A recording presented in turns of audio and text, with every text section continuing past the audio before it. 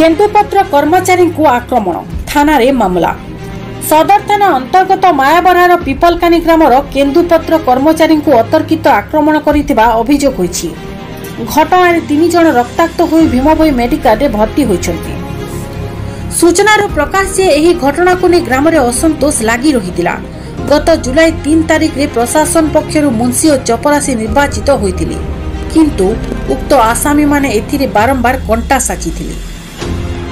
शेषे मंगलवार दिन केन्दुपत्र गोटाली बैदही गुआदेही और मथामणी माझी केन्दुपत्र तोली फेरुवा बेले ग्रामर हारिबत नांदी पूर्ण और रोहित मिर्था मारणास्त्र देखाइथिले।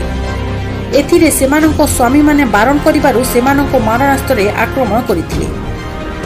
एथिरे 3 जन गुरुतर भावे भीमभोई मेडिकल रे भर्ती होइतिबा बेले आज अपराह्न 4टा समय मामला सदर थाना को पहुंची। पुलिस एने तदंत जारी रखिथिबा जणा पड़िछि। मोर नाम हूँ रामचंद्र बरिया, मोर ग्राम हूँ पिपलकानी, जीपी हूँ मायापरा एवं पोस्ट भी मायापरा, जिला बलांगीर।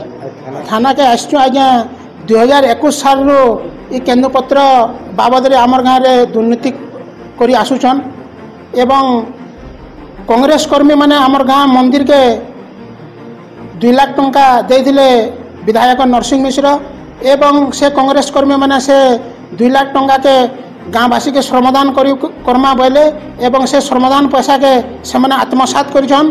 तेणुक गाँव में ये विशृंखला सृष्टि होचे एवं ताकर मने मने सेमाने आमर सरकारी जमीन बोलिकी गाँववासी के केन्दुपत्र तुली जीवार के सेमाने सब बेले अत्याचार अननीति करुछन।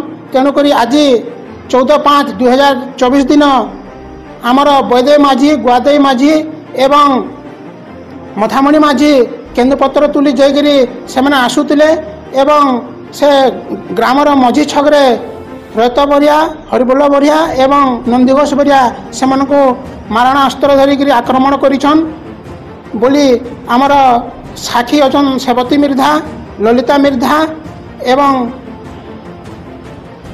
आमर शांति कांति बरिया एमाने समस्ते साखी अछन। आर से मारणास्त्र धरिकी आक्रमण कर स्वामी मैंने घर जिते बेले दौड़ी आसिले से स्वामी मान से बाड़ी ठैंग एवं मारणास्त्र पिटिक सब रक्ताक्त कर देचन एवं रक्ताक्त है से अचेत अवस्था आम 108 एम्बुलेंस पहला भीमभोई मेडिकल रे आम ट्रिटमेंट करी आज थाना के ग्रामवासी समस्ते आसिक आज अभियोग कर आसामी मान को तुरंत गिरफ्त करा नचेत आगामी दिन में आम ए सदर थाना रे विक्षोभ प्रदर्शन करमु बोलिक आम गाँववासी आशा रखिक लिखित अभियोग देचु आज्ञा प्रशासन 7/3/2024 जाकि गाँव में मीटिंग करते केन्दुपत्र बाबद रे एवं से गणतंत्र हिसाब से मुंशी चपरासी भी निर्वाचित करा बोली प्रशासन जनईथिले, किंतु से 5टा परिवार लोक मैंने गणतंत्र के भी अमान्य कर जिद धरिकी ई संविधान आईन के अमान्य करी गाँव विरोध रे